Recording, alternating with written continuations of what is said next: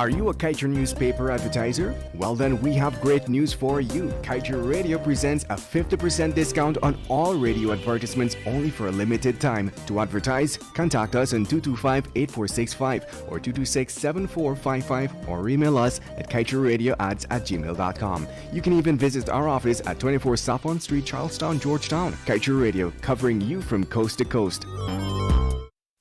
Nothing in life is free, but the My Digicell app is. You don't need to be on a data plan to use the app. You can conveniently chat with Ruby or an agent for help. Check your account balance, activate a Prime bundle, or gift it to a friend. Send credit. Check the Georgetown and Burpees Bridge schedules. Activate a roaming plan. Play Shake to Win for cool prizes. So don't worry about a data plan, buddy. Download the My Digicell app from the Google Play Store or the Apple App Store today. Digicell, better together. This is the news on top of the hour. Live from our studio in Georgetown. Kaieteur Radio, 99.1 FM. Good evening. Welcome to this evening's newscast on Kaieteur Radio. I'm Kevin Smith. Vice President Dr. Bharat Jagdeo acknowledged on Friday that an independent regulator for the oil and gas sector in the form of a petroleum commission is critical to any government's regulatory architecture. At the same time, Dr. Jagdeo said the absence of such a body in Guyana does not mean that the sector is hanging from a dangerous precipice. He said one should not be hasty to assume that the establishment or presence of such a body would mean corruption is automatically prevented in the oil industry.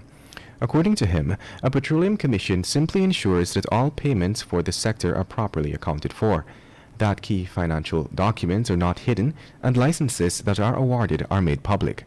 Chartered accountant and attorney at law Christopher Ram had hammered home the importance of this crucial regulator, while bemoaning the seeming unwillingness of the current government to get the ball rolling on this matter. Ram had also expressed a firm conviction that this state of affairs, along with the absence of critical reports on ExxonMobil's local content performance and its production offshore, do not augur well for transparency and accountability as promised by the Ali administration. In other news, in a matter of weeks, a new company is expected to commence auditing the expenses incurred in the development of the country's oil wealth. This was the update provided by Vice President Bharat Jagdeo on Friday. Guyana has a contractual 2-year timeline to ensure the audit of expenses is handed down by oil partners operating in its offshore Stabber block. Guyana has been hit with some delays in assessing the fairness of these development sums, attributed to a lack of capacity by local companies to ensure the relevant checks and balances.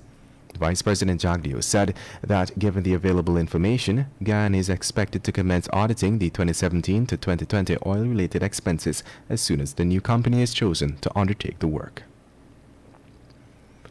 And now let's tell you, after earning $212 million in payments from Norway for its carbon services, Guyana is ready to build on this financial achievement by tapping into more market-based mechanisms that exist today for forest climate services. This is according to Guyana's Low Carbon Development Strategy 2030, which focuses on harnessing Guyana's unique advantages to create a new low-carbon economy.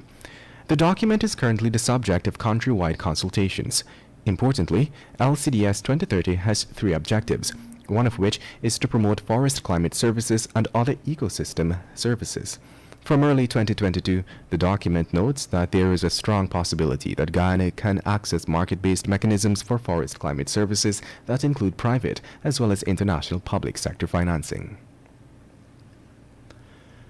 In other news, one of 13 contractors vying to build the wing of the Diamond Secondary School, which was destroyed by fire in 2018, has entered a bid that is $54 million lower than the engineer's estimated cost, $75 million. The contractor entered a bid of just over $21 million for the first phase of the project, which is slated to be completed in 2 phases.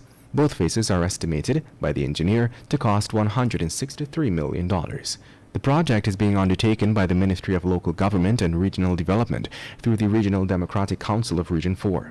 The reconstruction of the wing of the school comes merely 3 years after it was destroyed by a fire in 2018. And moving on. Almost 2 weeks ago, concerns were raised in the public regarding the legality of the environmental permit issued by ExxonMobil subsidiary, ESSO, by the local regulator, the Environmental Protection Agency. But to date, the organization has not laid these worries to rest. Environmentalist Simon Mangal Jolie had written to the EPA head, Mr. Kemraj Parsaram, last April 16th, insisting that the LTIL permit be cancelled, while citing blatant irregularities in the conduct of the environmental impact assessment process for the project. The specialist outlined 4 areas in which she believes the process was flawed. For one, she argued that there was a failure to assess the significant impacts of the project before its approval, as the Environmental Resources Management, which is the consultant that prepared the assessment for the company, merely referred the public to sections of the assessment to understand the project, rather than clear up any misconceptions or directly provide answers. And to wrap things up this evening, let's tell you that former Health Minister and PNCR member Ms. Valda Lawrence on Thursday addressed what she described as lies told by Vice President Jagdeo as he responded to a Bath Settlement Berbice resident during an outreach to the region on Wednesday.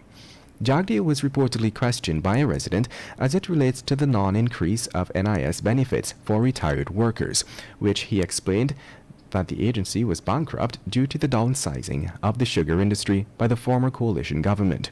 The MP reasoned that Jagdeo must be reminded that it was under his watch that the NIS resources were plundered, as she highlighted that $2.5 billion was invested by the Vice President into common shares for the Berbice Bridge, and another $810 million into the said bridge to cover the non-performing assets in the entity.